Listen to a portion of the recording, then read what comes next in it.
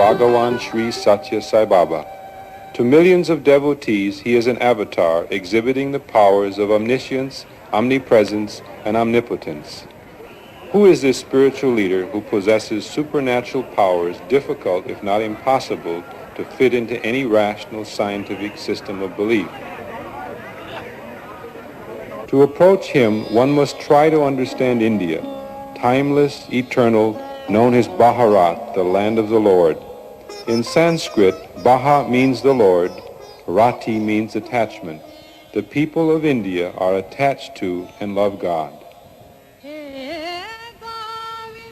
India is a land where worship is an integral part of everyday life. Shiva temples, Krishna temples, Ganesha temples, temples dedicated to all the aspects and manifestations of the divine are to be found all over India.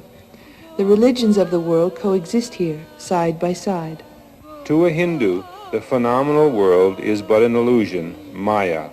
Behind all manifestations is the one reality God, who is recognized as the indweller in all forms.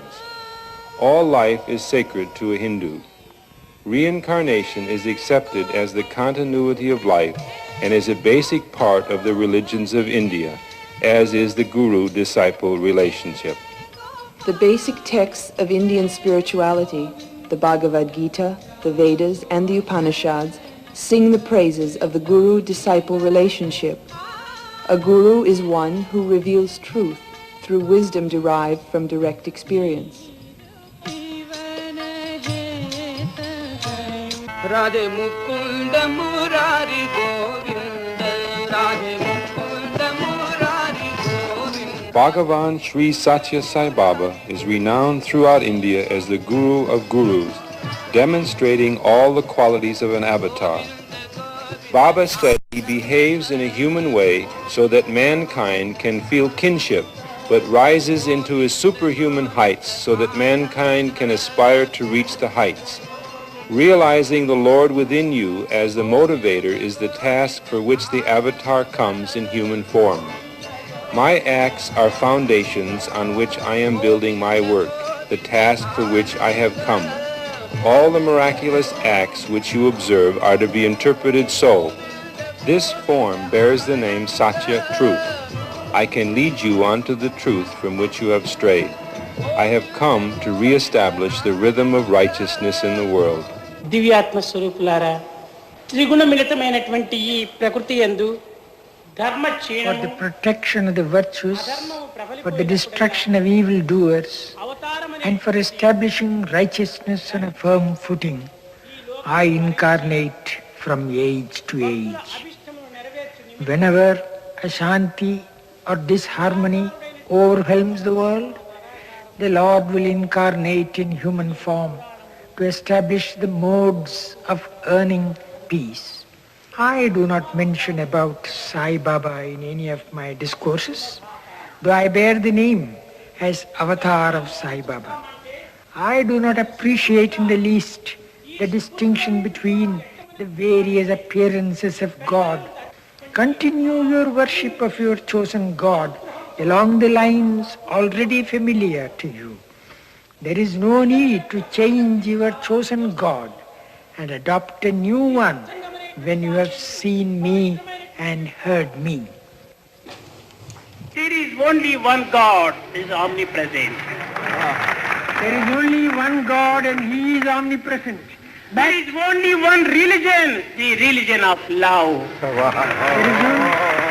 There is only one caste, the caste of humanity. There is only one language, the language of the heart.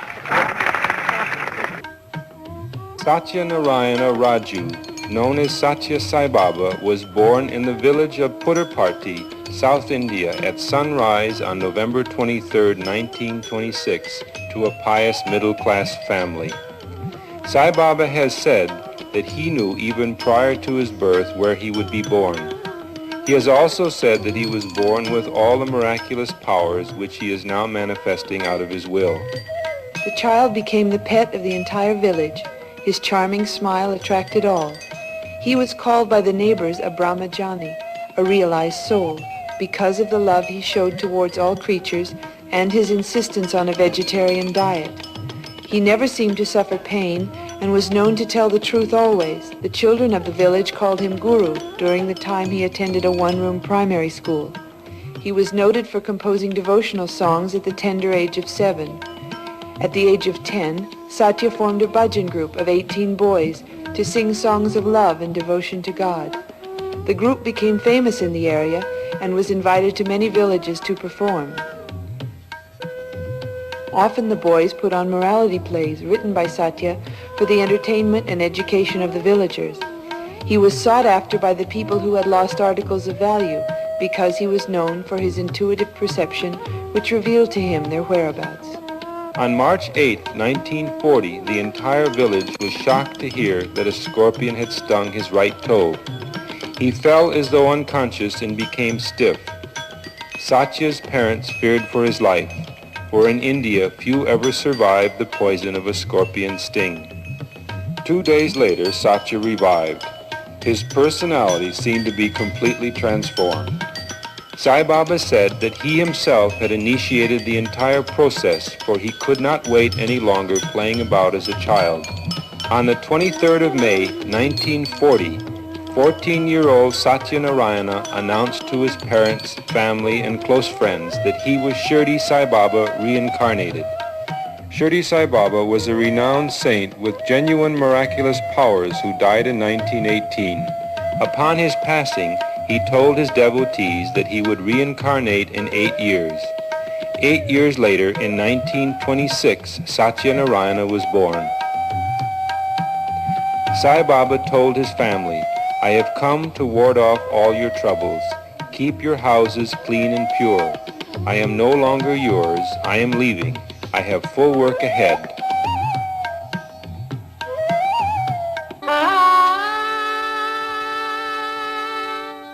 Sai Baba's devotees grew steadily in number. In 1950, an ashram was completed near the village. It was called Prashanti Nilayam, the abode of the highest peace. The old ashram is being enlarged to accommodate the ever-increasing numbers of seekers who come to him for help. Sai Baba has announced that the expanded ashram will be utilized as a school for sadhana, a place to teach spiritual discipline. People from all walks of life, from all over the world, are finding their way to Prashanti Nilayam. Sai Baba daily walks among those who gather outside the prayer hall to receive his darshan, spiritual blessing. He takes their letters asking for help, stopping to give a word of encouragement, or to direct the lucky ones to his quarters for the sought-after personal interview, where he instructs and guides them.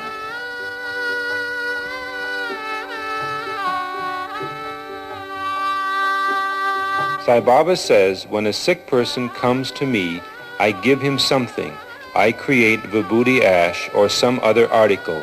He becomes conscious of divine power. He acquires mental peace.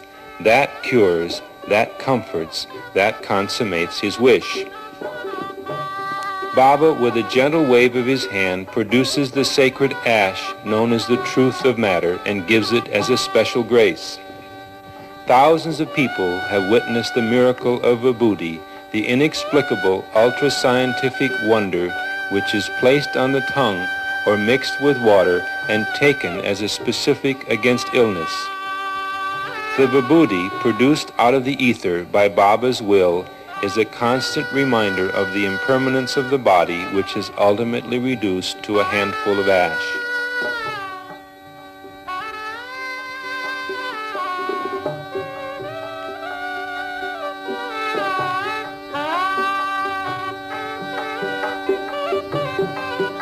Scientific genius and research have unlocked the enormous power inherent in the atom. We have witnessed the dawn of the atomic era, the beginning of the space age. Now, many new research programs are underway to explore the outer limits of human consciousness. ESP, psychic healing, Kirlian photography, telekinesis, and other startling phenomenon are being studied. Can science shed light on Sathya Sai Baba's power to materialize physical objects at will? By a wave of his hand, Sai Baba materializes a pair of rings for the housewarming ceremony of Joel and Diana Reardon behind Swami's residence at Vrindavan. Baba says this about these manifestations. As the intention of the will arises in the mind, the thing is made. It is ready when I want it.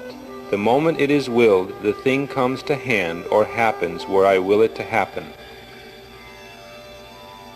People come to Sai Baba with illnesses of infinite variety, each one asking for his help. Knowing the past, present, and future of each one, Baba is able to help and heal them as their karma allows. He manifests special vibhuti ash which he directs them to place on their tongue. Is science able to explain with its logic this manifestation of power which in a religious context would be called miraculous? At Vrindavan, home of the Sathya Sai Baba Arts and Science College for Boys, Dr. S. Bhagavantam, former scientific advisor to the government of India, speaks about Sai Baba. As a scientist, are you skeptical at all regarding Sathya Sai Baba's so-called divine powers? Oh, you can talk of skepticism only when you have in mind the miracles that he performs. Surely, when one talks of divinity at a higher level, at least in this country, the miracles do not constitute the primary aspect of that, although they have their own value. But Swami's divinity is evident in so many other ways. If you spend some time with him and talk to him, the way he expounds the most abstruse parts of Indian philosophy, the way he expounds scriptures, the texts which even learned people find it very difficult to expound. Mind you, Swami had never been even in a school and never had a chance to study these things in the ordinary orthodox way. Where does he get all the strength and knowledge and power? And how does he get all the energy which he shows, much more than anyone else? How does he do all this? This is simply being, if not divine, at least superhuman. But when you spoke of skepticism, I think you had in mind only the miracles and so on which he often shows. These miracles are only to attract people, but once you go into his orbit, you clearly, repeatedly see his divinity. There's no doubt whatsoever on that.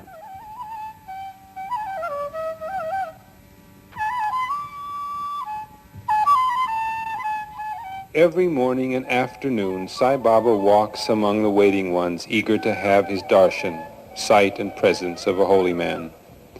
It is said that this is the first time an avatar has walked so freely among all men.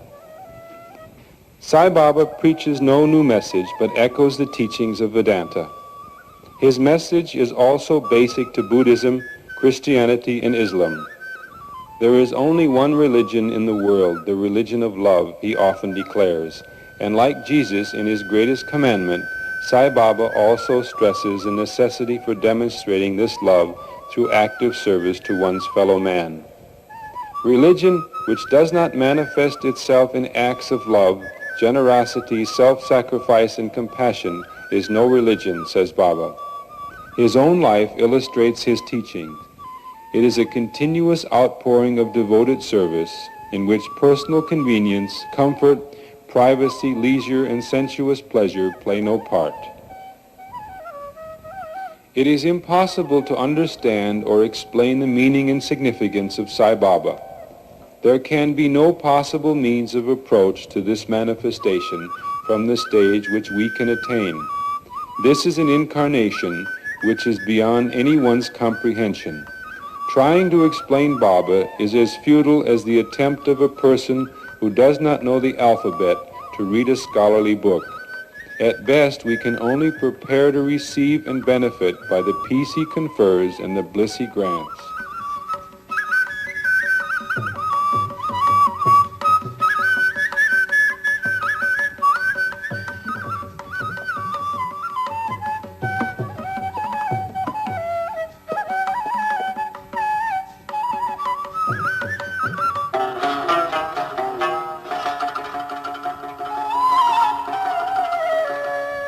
Prasanthi Nilayam is attracting visitors from all parts of India and from most foreign lands eager to have Sai Baba's darshan.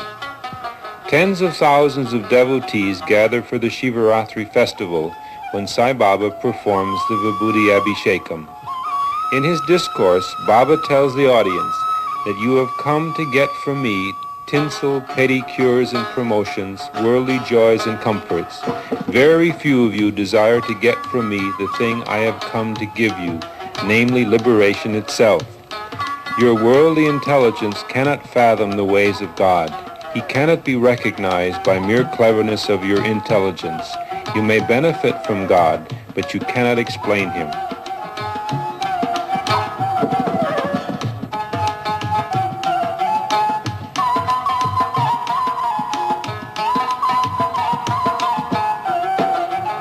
After the morning ceremony, crowds gathered in the auditorium.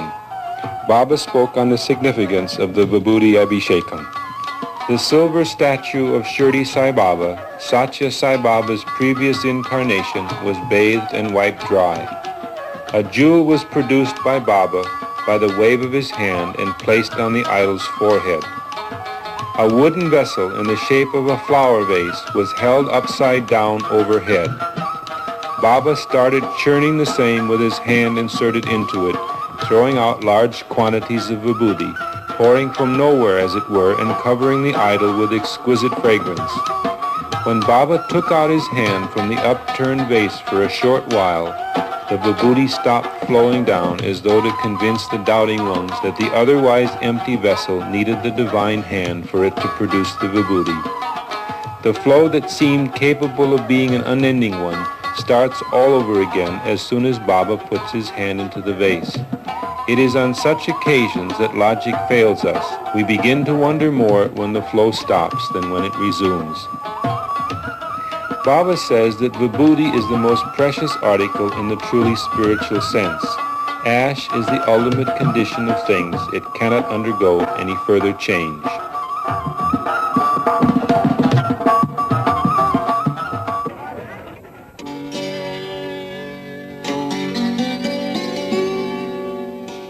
Near Mysore, at Sri Rangapatnam, there is a small temple devoted to Sathya Sai Baba.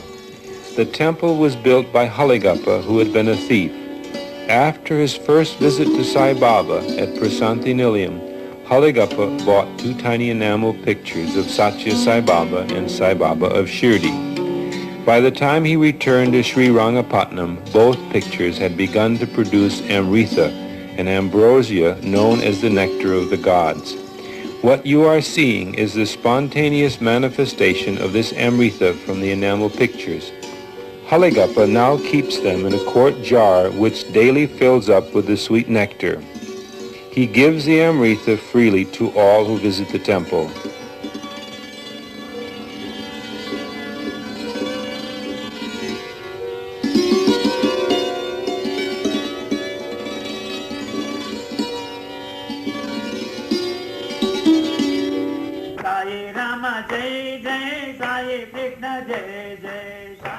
Haligappa leads the bhajans, devotional songs in the temple.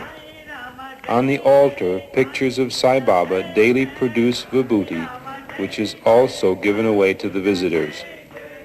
This phenomenon of vibhuti forming on Baba's pictures is happening in homes of devotees all over the world, demonstrating his power to transcend time and space. In this and other ways, Baba makes his presence felt whenever and wherever he wishes.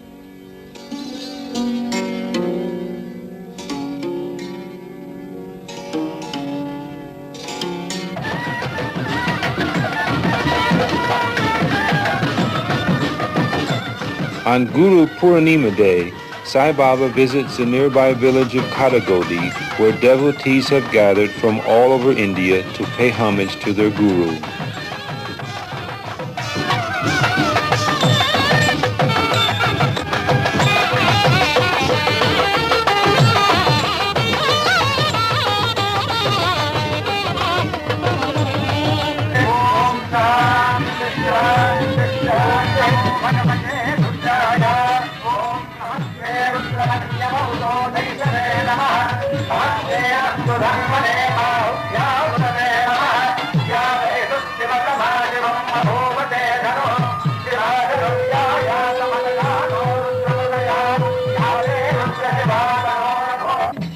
Each summer, Sai Baba invites more than 500 college students from all over India and the West to an intensive one-month course in spirituality and Indian culture.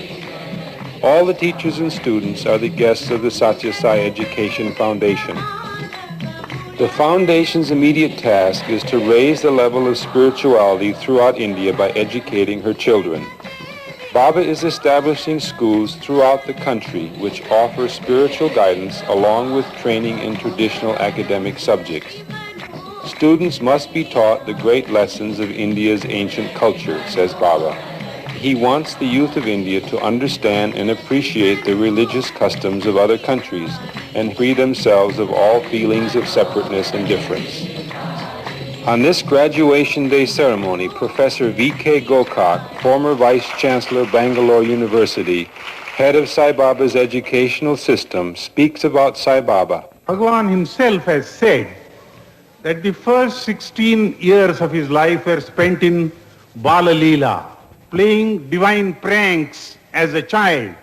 The next 16 years were years of what he has called Mahimas, that is to say miracles, astonishing things happening which would take people's breath away. 16 years introduced him to the world in that capacity.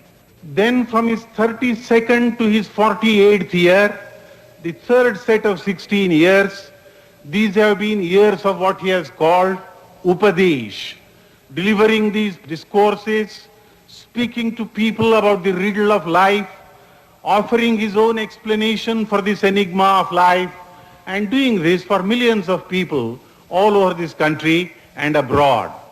So that is how the third set of 16 years has been used and is going to be used. He has himself said that he is going to be there for 95 years in this particular incarnation. And the next one is going to be that of Prem Sai Baba.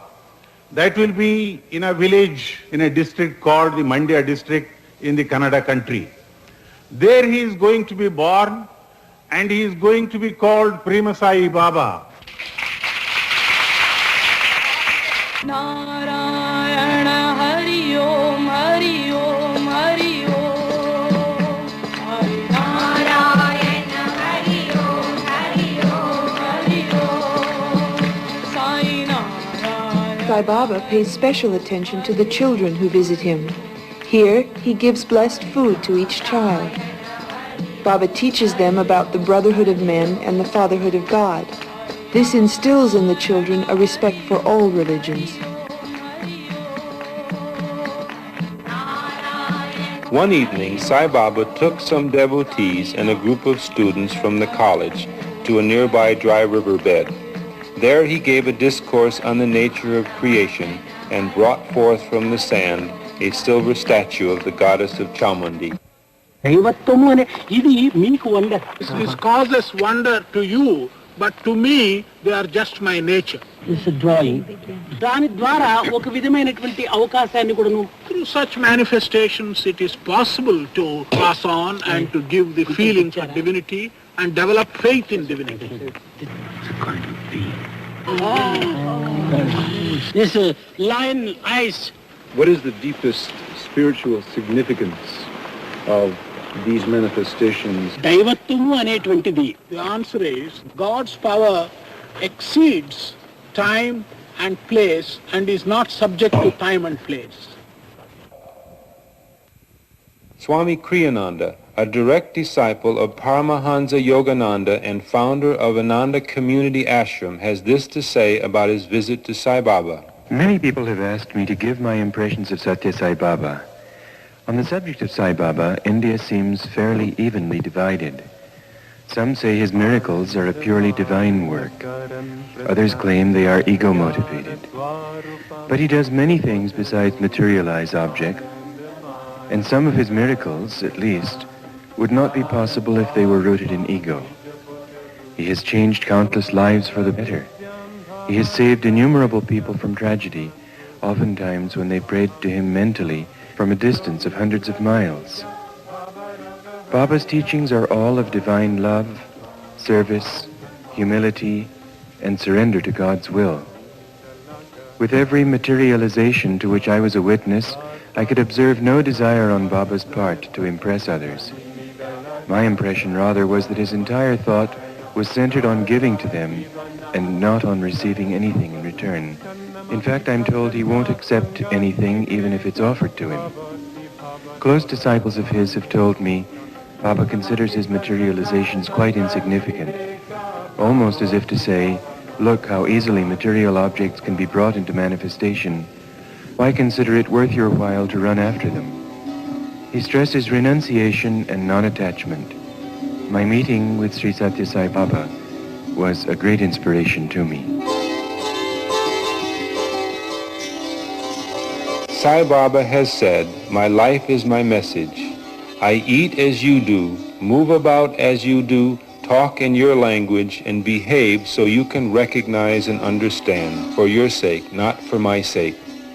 I turn you towards the divine, winning your confidence, your love, by being among you as one of yourselves whom you can see, listen to, touch, and treat with reverence and devotion. My plan is to transmute you into seekers of truth." Sai Baba teaches that to acquire the awareness of the divine, one must join the company of the holy and strive on the spiritual path, singing God's name, and by practicing proper meditation, realize the Supreme Self. Without meditation, it is not possible to control and master the mind, to immerse the mind in supreme consciousness, which is in everyone in the form of love. Surrender to God means to leave everything to His will, and is the highest form of divine love. Sai Baba says, "I am present everywhere at all times. I am aware of the past, present, and future of your innermost thoughts and carefully guarded secrets. I do not manifest my powers in any capricious manner or merely for display, for I am an example and an inspiration. Whatever I do or omit to do, my life is a commentary on my message."